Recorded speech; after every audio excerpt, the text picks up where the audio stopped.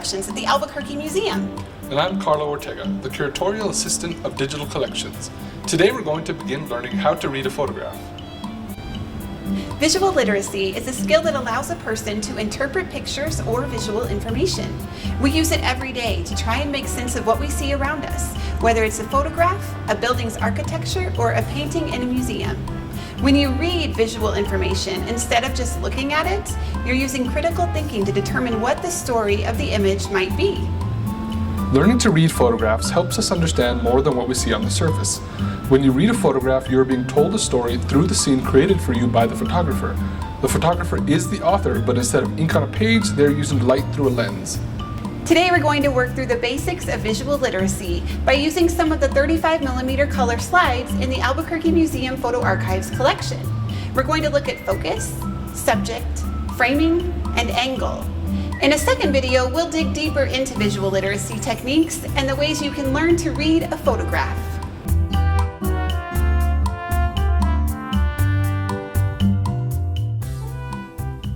When reading a photograph, a good way to start is by examining the focal points. Let's look at these examples from the photo archives. Is the image in focus?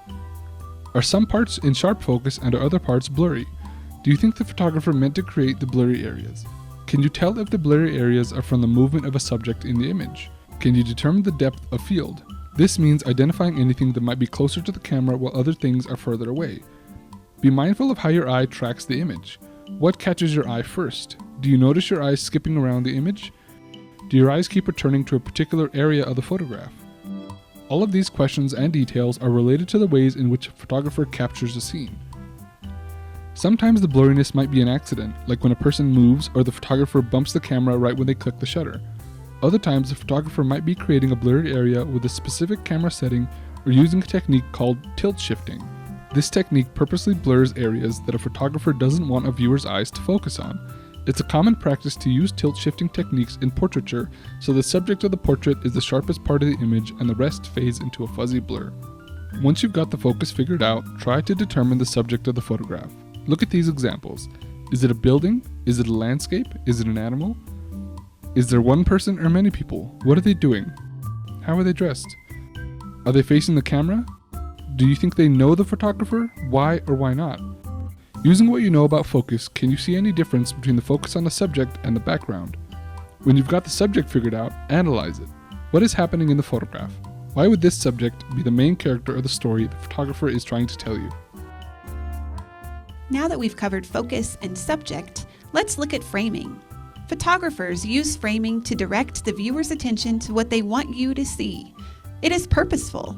Something caught the photographer's eye, and they're trying to relate that same experience to the viewer by cutting out any distractions that might be nearby. The framing of the photographer contributes to the ways in which your mind reacts to the image. We enjoy looking at symmetrical things because our brains are happy when visual information is presented in an orderly and familiar way. Some people have a very difficult time if an image feels unbalanced, off-center, or busy. Photographers can choose to make a viewer comfortable or uncomfortable by the way they frame the scene. Look at these photographs and consider the framing. Does the subject take up the entire frame? Is there a leading line, something literally directing your eyes toward a particular place within the frame? Is there a feeling of symmetry or balance? Does the image feel busy or quiet? Did the photographer succeed in making your eye go directly to the subject being framed in the shot? If it didn't work, why not? Where does your eye go if not to the subject? All of these questions relate to decisions that were made by the photographer before they clicked the shutter. Now there's one more piece to reading an image, the angle of the photograph. The ways in which we can read an image are directly dependent upon the angle with which the photographer captured the shot. They can distort reality simply by changing the way they shoot the photograph. There are low angle, eye level, or high angle shots that all manipulate the subject within the photographer's frame.